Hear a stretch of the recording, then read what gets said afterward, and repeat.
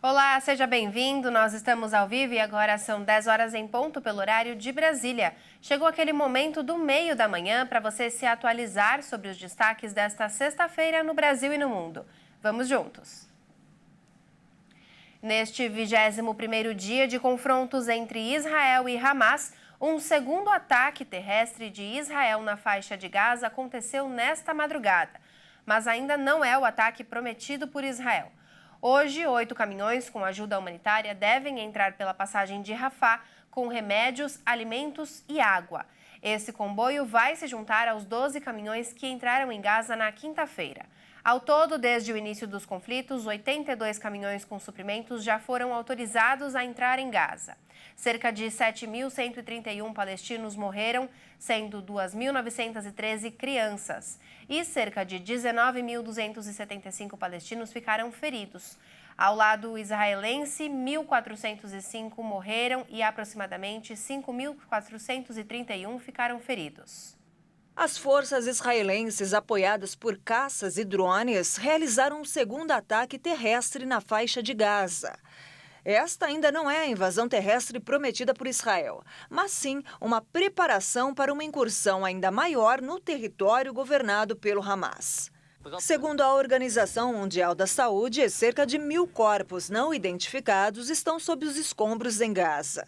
Um integrante do Hamas informou em entrevista que os reféns capturados pelo grupo terrorista em Israel só serão libertados depois de um acordo de cessar-fogo. Na Cisjordânia, uma operação de Israel deixou 4 mortos palestinos, um soldado israelense. Segundo Israel, entre os mortos do lado palestino estão militantes extremistas. Diante de todos os ataques, a população na faixa de Gaza continua com dificuldade para manter os hospitais funcionando com falta de água, energia e combustíveis. No Egito, próximo à fronteira de Israel, um míssil feriu cerca de 6 pessoas. As informações foram divulgadas pela imprensa egípcia. A cidade atingida foi Tabá, que fica a cerca de 10 quilômetros da cidade de Eliat, no sul de Israel. A origem do ataque não foi identificada. O míssil atingiu uma instalação médica onde ambulâncias estavam estacionadas e um prédio administrativo de um hospital.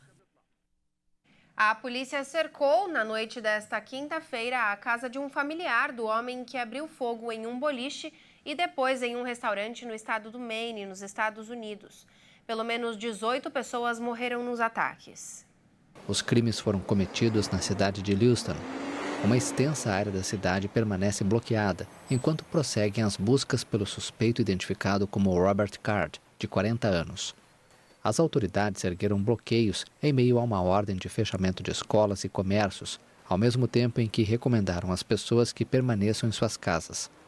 A governadora do estado do Maine, Janet Mills, disse que o suspeito está armado e é perigoso. Centenas de policiais em uniforme camuflado ao estilo militar, assim como agentes do FBI, a Polícia Federal Americana, cercam a área de buscas. O Supremo Tribunal Federal decidiu hoje que os bancos vão poder tomar os imóveis das pessoas que estiverem inadimplentes sem precisar ir à justiça. A medida vale quando o bem é dado como garantia do financiamento. Entre os 7 ministros que seguiram pela constitucionalidade do procedimento junto ao relator ministro Luiz Fux estão Cristiano Zanin, Alexandre de Moraes, Dias Toffoli e Gilmar Mendes. Fux citou impactos sociais e econômicos de eventual derrubada do dispositivo que garante o leilão do imóvel sem passar pelo judiciário, alegando que poderia significar um retrocesso ao cenário de insegurança jurídica que culminou na grave crise habitacional enfrentada pelo país antes da criação da lei. Já o ministro Edson Fachin e a ministra do STF, Carmen Lúcia, divergiram, alegando que o procedimento é inconstitucional. A regra discutida pela Corte está em uma lei de 1997, em que a pessoa que contrata o financiamento tem o direito da posse enquanto estiver pagando as prestações. Em caso de inadimplência, seguidas algumas regras, o banco pode retomar o imóvel e submetê-lo diretamente a leilão, sem passar pela justiça. Os contratos do sistema financeiro e imobiliário têm juros fixados de acordo com os riscos de inadimplência e a possibilidade dos bancos reaverem os imóveis em caso de atraso no pagamento. Nesta semana, a autoridade sanitária da Áustria emitiu um alerta após diversas pessoas terem sido hospitalizadas com quadros graves de hipoglicemia e convulsões por terem utilizado unidades falsificadas do medicamento Ozempic, que é indicado para tratar pacientes adultos com diabetes tipo 2 não controlada. Mas a prática ilegal não está restrita à Europa. No Brasil, a Agência Nacional de Vigilância Sanitária, Anvisa, apreendeu ao menos 2 lotes do medicamento. Em território europeu, os relatos são de manipulação ilegal da substância e de utilização de formatos não autorizados, como implantes. Aqui no país, o medicamento ficou popular pelo uso para perda de peso. As medidas de fiscalização foram publicadas no Diário Oficial da União em junho e outubro deste ano. Os lotes apreendidos pela Anvisa são o MP5C960 e o LP6F832. Em relação ao primeiro, a agência informa que foi notificada pela farmacêutica Novo Nordisk, que identificou unidades com concentração da substância e o idioma da embalagem diferentes do original. Apenas o lote com a concentração de 1 mg e com rótulo em espanhol foram apreendidos. O grupo mais recente, o LP6F32, também foi detectado pelo fabricante, que notificou a Anvisa na semana passada. Mas neste caso, a Novo Nordisk não reconhece a existência do lote, o que faz com que qualquer produto da leva seja considerado falsificado. A farmacêutica afirma ainda que 2 outros lotes falsificados que foram identificados na Europa, o MP5E511 e o MP5G866, não foram detectados no Brasil. O endocrinologista Tiago Limoli orienta a população para que busque sempre a orientação de um profissional de saúde habilitado. A nossa recomendação, e da Sociedade Brasileira de Endocrinologia e Metabologia, a ABESO também, né?